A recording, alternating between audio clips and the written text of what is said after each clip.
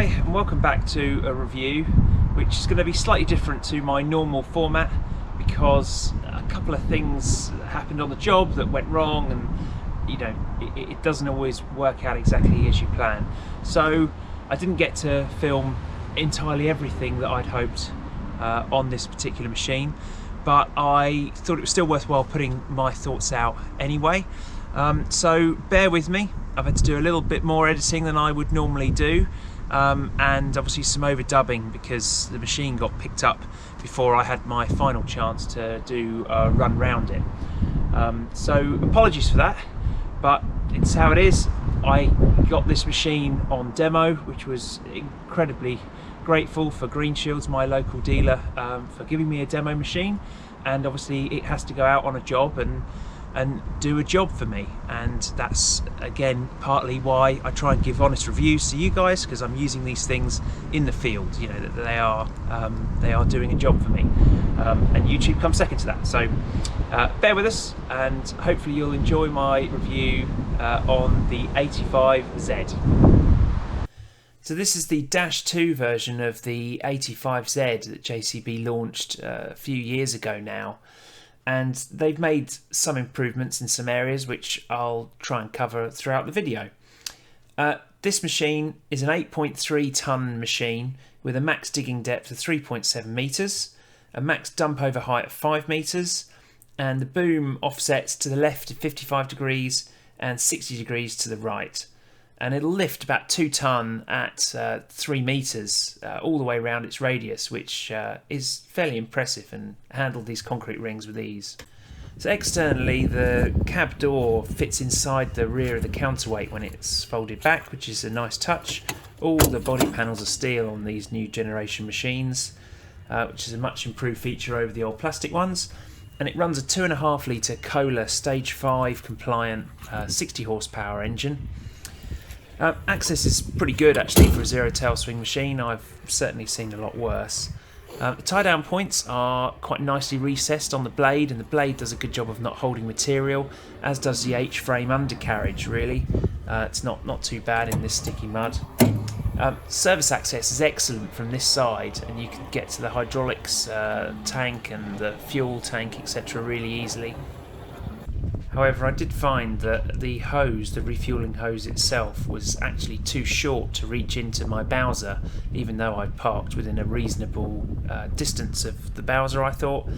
And so I had to hand pump in the 112 litres into the tank, which obviously wasn't ideal. So a bit more hose length on there, please, JCB, wouldn't go amiss.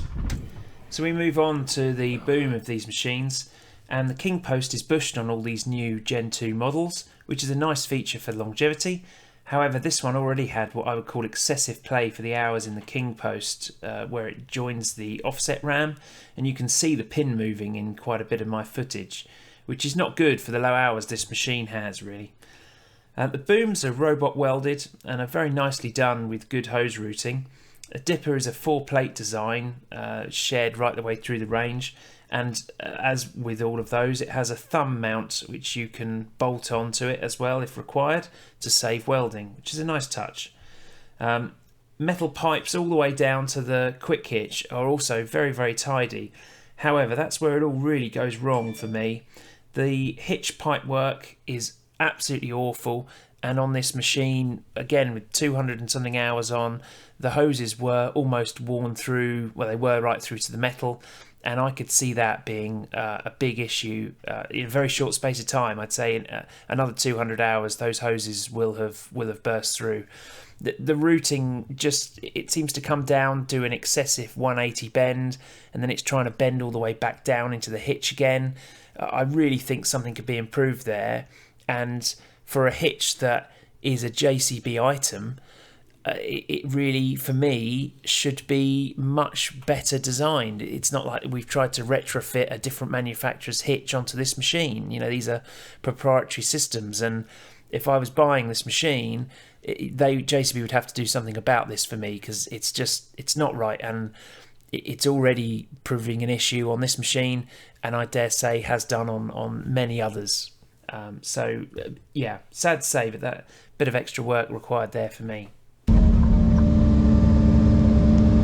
So we come on to how this machine drives, and I think this is a difficult one, because with the CAT literally next to me, and we're running them side by side here, as you can see over there, it's difficult to not compare this to that machine, which at the end of the day is a much heavier machine.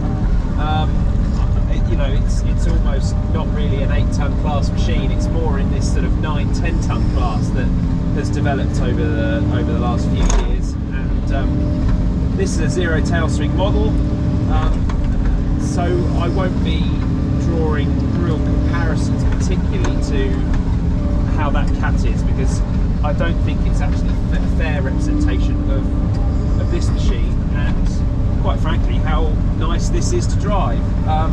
And in fact there are some things that I much prefer about this over the CAT. But anyway, on this machine, it really sings when you get it into H+. There's many power modes you can play with.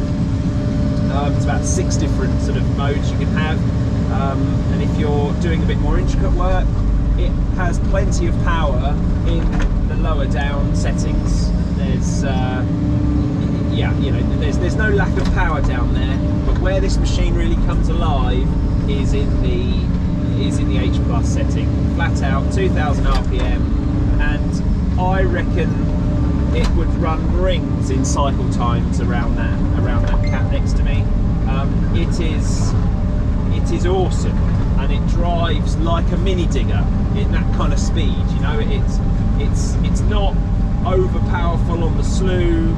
You know, that keeps up with how fast the boom can run, and you can track and move the arm about. It's got that flickability, I would call it, where you can flick material. I mean, it's pretty wet here this morning.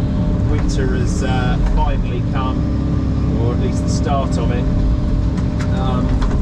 So, you know, the gear's a little bit sticky, but it's got that flickability, and that I can track and pull the dipper in, and it just drives like you would expect a mini digger to do. You know, not an 8-tonner or a bigger machine. That CAT, you know, I'm not going to make too many comparisons with it, as I say, but that drives more like a 13-tonner in the sort of speed and the way it goes about business.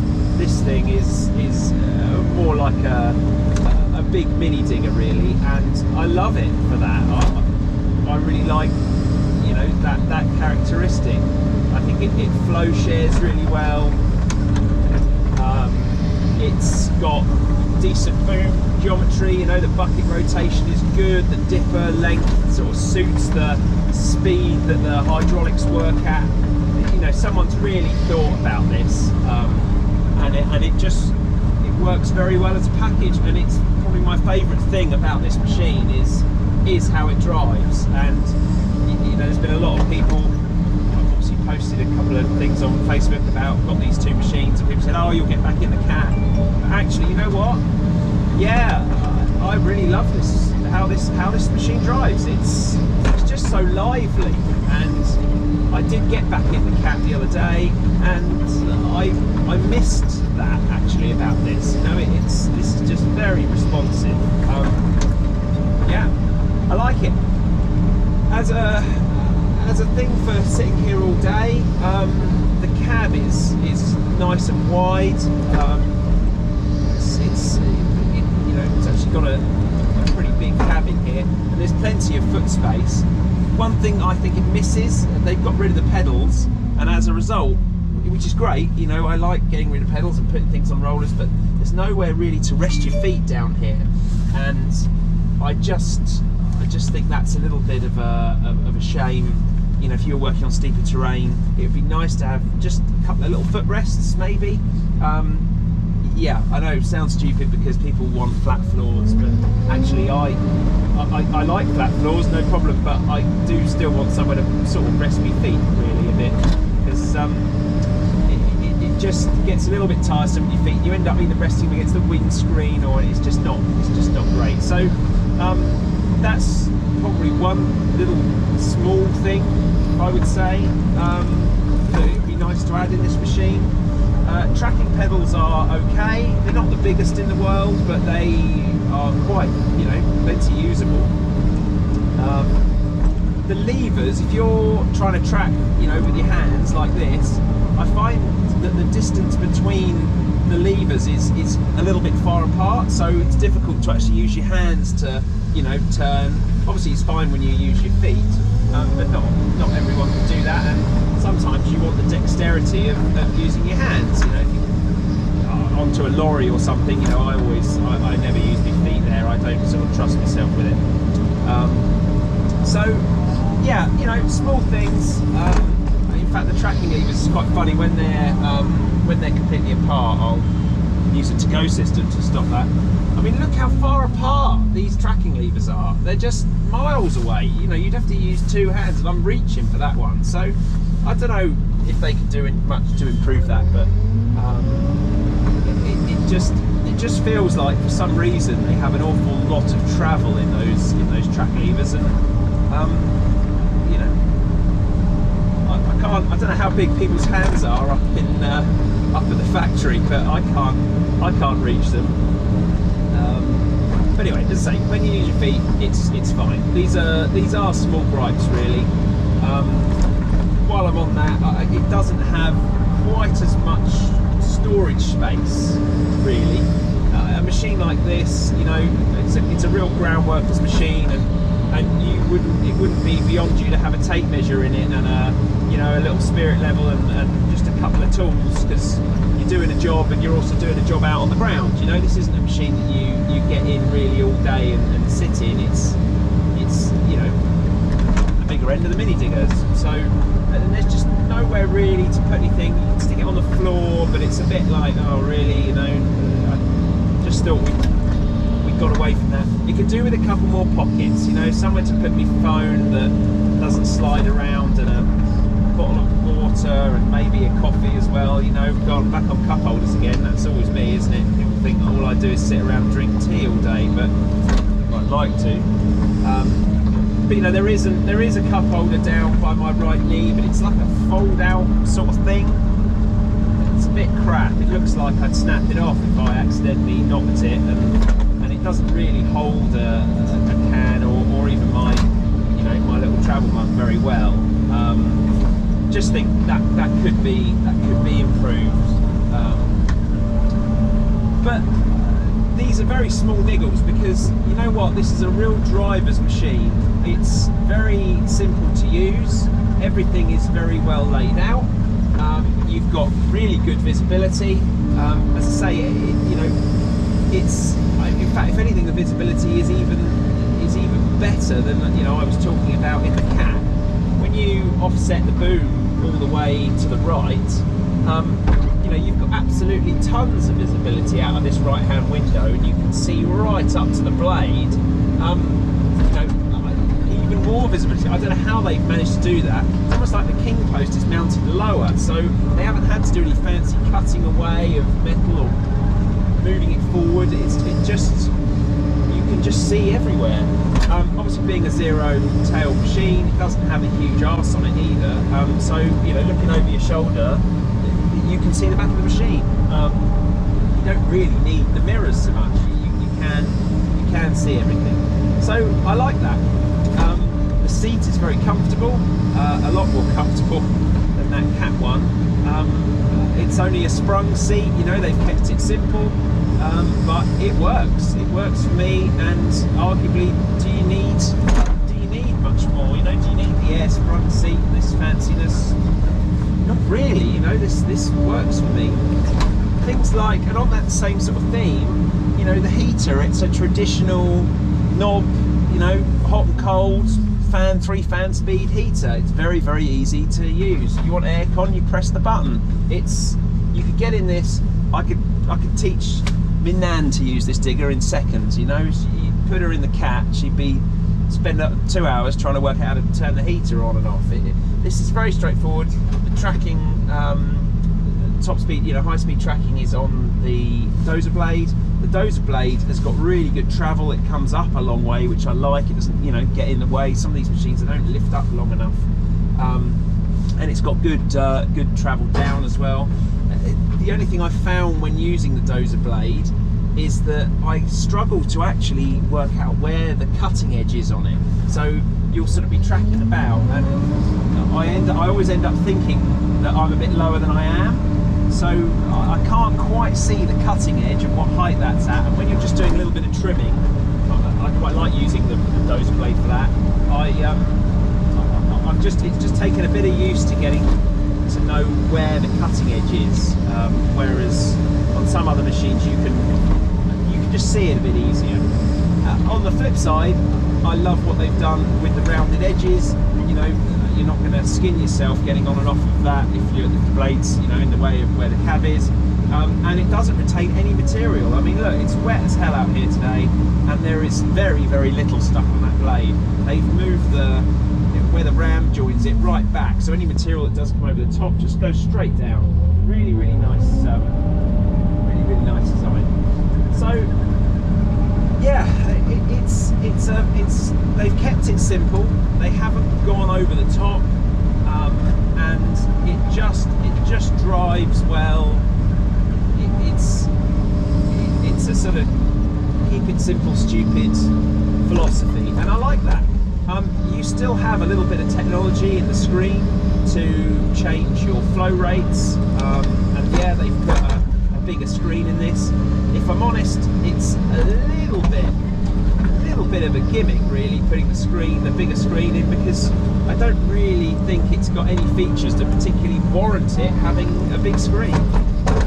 And you know, it's not, we joke about the Netflix in the cab thing, you know, this definitely doesn't have that, and personally I'm all for it. It gives me a bigger version of the fuel, the hydraulic temp and the coolant level, or the coolant temperature, but it doesn't really warrant it being so big. And I just think, you know, do we need big screens and everything? I know the tradition is to go with screens everywhere, you know, advertising's becoming screen based and everyone's got an iPad in their car and, you know, these big screens, but it's not really giving me anything more. Do I particularly need it? I don't really think we do, but it's no bad thing, and it would be interesting to know if you spec'd a reversing camera. Let's say if you got the 86C, maybe you'd have a camera on the back. You don't really need it in this machine, but if you got one with the back end on it, would the camera integrate with that screen? Because that would be a use for it. You know, it'd be nice to have almost like have the camera on all the time sometimes, and it can split maybe. I don't know if it does that. I'm just you know, saying that it would make use of the screen, because otherwise all we've really gained from the Dash 1, in fairness, is a colour version of seeing what the fuel level is, and it doesn't really tell me much more that I could have seen on a little bit of a smaller screen. But they have made a couple of other small improvements on this Dash 2, and as I say, I like it. So we've got some bad news in the JCB department, and that is that it has broken down on day 2 of the demo, which isn't a great reflection on the JCB quality that we all hope they are always improving.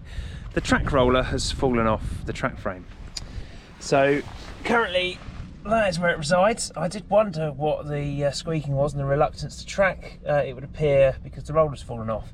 Now, I believe on the early ones of these, they used to suffer from track bolt snapping, and there was an upgrade done where they improved the strength of the bolt, and a lot of those were replaced on warranty. So this being a Gen 2 model, you'd have thought, you know, that would have been solved. However, luckily, I mean, I guess it's happened at the end of the day, but it's an hour's worth of use that you would hope to get, you know, push on a bit while it's dry, and fitters coming out in the morning. As usual, JCB is spot on with the backup, but you'd like to think they wouldn't have to be quite so good if you didn't need them quite so often. You know, my 8026 has been brilliant for the last 3,000 hours, 3,500 hours. But this machine is a fairly new machine, 220 hours in. these problems do occur, and I found that as well with my JCB, you know, my 8026 when I bought it. And it's just a shame because they do settle in, and then they are incredibly reliable in my experience. But yeah, new machines and old machines break down, and this is one on this one. And you got to say, I have to say it as I see it, because I want to give you guys a fair reflection on how things have been, and I'm immensely grateful for receiving a demo, and it's been, as I say in my review, of course, you know, an all-round decent machine. But currently it doesn't work, or at least I can't work outside of this area. Don't want to break it, so I think I better go to the pub. That's about all I can do now. Now, I just want to say at this point, yes, the machine broke down, and JCB were out the next day to fix those track rollers, or the one track roller. Whilst we were there, we thought it was prudent to check the rest of them, and sure enough, there was a lot more rollers that were loose as well. So a bit of preventative maintenance there, but it just goes to show that, you know, that was the first one to fall off. A couple more were likely to do the same thing. What can I say? I say it as I see it, and the response is very good. He was out by 7, you know, half 7 the next morning. But you know, loose track rollers, it's obviously someone hasn't given enough ooga-doogas, have they? I've said it before. It's a driver's machine. You can jump in, you instantly feel at home. The levers operate like levers. There's no fancy switch this to change that. You know, buttons. It's just nice and straightforward. Decent ventilation. You've got a blind that you can pull down, and when the screen's down you can pull it up, so for the sun, you know, nice and simple, and I like it for that. They haven't tried to go too complicated or anything. So yeah, what can I say? It's no one makes a bad machine. All these machines drive well. I did struggle to dig a little bit in the same ground that we've been digging with that CAT. But I mean, on the spec sheet, when you look, you know, that CAT's got more power. As I say, I think it's a much bigger. It's in a different weight class really to this. Although it's sort of not. If you really compare them side by side, that is a much bigger machine. And on the sort of work these 8-tonners do, if you're operating in fields, that's not going to bother you. You know, doing more agriculture work.